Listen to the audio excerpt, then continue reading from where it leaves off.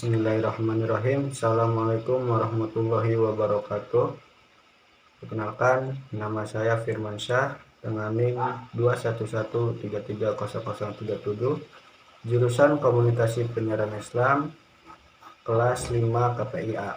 Baiklah, di sini saya akan membahas mengenai peranan jurnalisme dan jurnalisme investigasi. Baiklah, sini ada kondisi jurnalisme di Indonesia menurut Badri dalam buku Jurnalisme Cyber 2013. Secara harfiah, istilah jurnalisme atau journalism berarti kewartawanan atau kepenulisan. Kata dasarnya yakni jurnal atau jurnal, artinya laporan, catatan harian atau catatan mengenai kejadian sehari-hari. Perkembangan jurnalistik berkembang di era modern ini berkat adanya perkembangan teknologi. Media penyampaian informasi pun terjadi dengan kemasan yang beragam, mulai dari media cetak, elektronik hingga online, sehingga tidak ada alasan untuk tidak membaca berita dan menerima informasi penting di era modern ini. Perkembangan jurnalistik pun saat ini sangat memudahkan bagi masyarakat untuk mencari informasi, menerima informasi, dan menyampaikan informasi. Tetap terdapat permasalahan juga dalam menyebarkan informasi melalui media, yaitu penyebaran berita palsu atau bisa disebut dengan berita hoax. Adapun jurnalisme dalam fenomena kontemporer, banyak faktor menjadi penyebab merosotnya jumlah audiens. Namun faktanya setidaknya menjadi alasan kuat untuk para pelaku jurnalisme, khususnya jurnalis, untuk mempertanyakan kembali apa yang dibutuhkan dari audiens yang dilayaninya selama ini. Berikut fenomena kontemporer dalam jurnalisme meliputi: yang pertama ada spirit, ideologi, dan pendekatan. Yang selanjutnya kemampuan menggali. Yang selanjutnya mengolah karya dan menyampaikan karya kepada khalayak. Yang selanjutnya pemahaman tentang medium penyampaian pesan. Yang selanjutnya pemahaman atas perilaku khalayak serta nilai-nilai yang berlaku dalam masyarakat baik dalam konteks lokal maupun global. Adapun jurnalisme digital, teknologi semakin canggih di era digital yang berkembang. Perkembangan luar biasa di bidang teknologi internet di era jurnalisme digital sendiri. Para jurnalis dituntut untuk mengikuti kondisi pembaca di dunia maya, di mana informasi dituntut untuk serba cepat. Namun di sisi lain, jurnalisme online juga dituntut memiliki keterampilan lebih dibanding jurnalisme konvensional, di mana keterampilan dalam menyediakan konten baik visual maupun penulisan juga dituntut untuk lebih cepat dan kreatif dalam berinovasi pada penampilan berita dan informasi. Dalam konteks ini, teknologi dapat mempengaruhi jurnalisme dalam 4 hal, yaitu A. Cara kerja para jurnalis dalam mencari informasi. B. Sifat konten berita. C. Struktur organisasi media dalam ruang redaksi. D. Sifat hubungan antara media. Peran jurnalisme investigasi dalam masyarakat demokrasi. Jurnalisme investigasi adalah suatu bentuk kegiatan jurnalistik yang berfokus pada penyelidikan dan pengungkapan informasi yang sulit diakses atau bersifat rahasia tersembunyi secara mendalam dan intensif. Jurnalisme investigatif berperan penting karena banyak kontribusinya terhadap masyarakat demokratis. Perannya dapat dipahami sesuai dengan model Pressford atau Estes.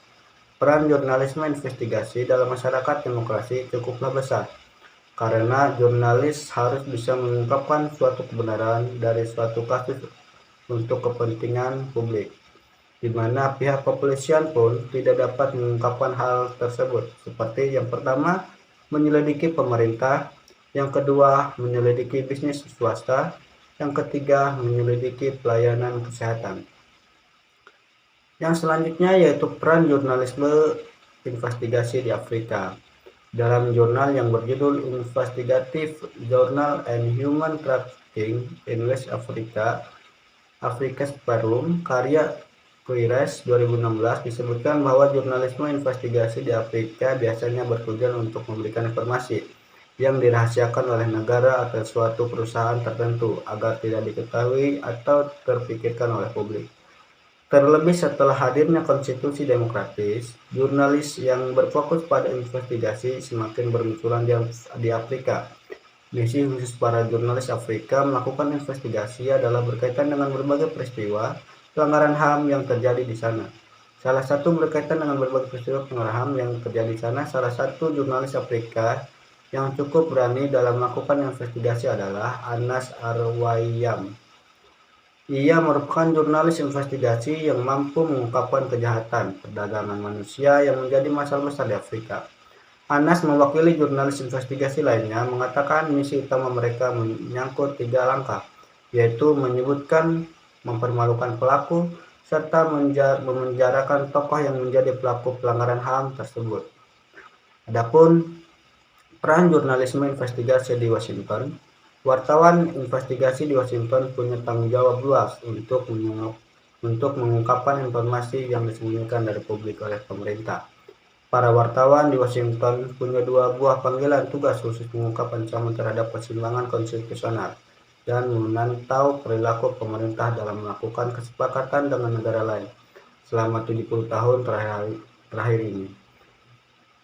Para wartawan Washington sudah mengembangkan berita-berita dalam lokasi-lokasi yang paling tidak terduga, yaitu pada tahun 1920-an, pada tahun 1930-an, pada tahun 1940-an, pada akhir 1960-an, dan awal 1700.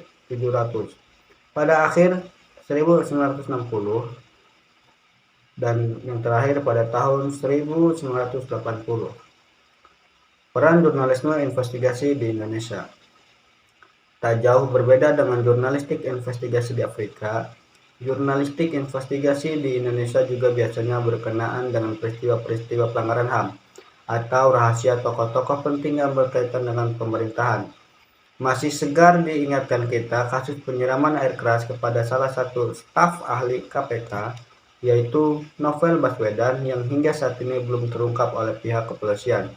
Namun akhir-akhir ini sebuah hasil dari kegiatan jurnalistik investigasi yang dilakukan oleh salah satu portal berita ternama mengungkapkan adanya campur tangan pejabat tinggi negara dalam kasus penyiraman air tersebut. Meski hingga kini tidak ada lanjut atau kasus tersebut, namun bisa dikatakan bahwa itu merupakan salah satu karya jurnalistik investigasi yang cukup membanggakan karena berani membawa nama tokoh yang tidak bisa dan dengan penelusuran serta sumber yang cukup terpercaya. Mungkin hanya itu yang bisa saya sampaikan, kurang lebihnya saya mohon maaf. Wabillahi taufiq wal hidayah. Wassalamualaikum warahmatullahi wabarakatuh.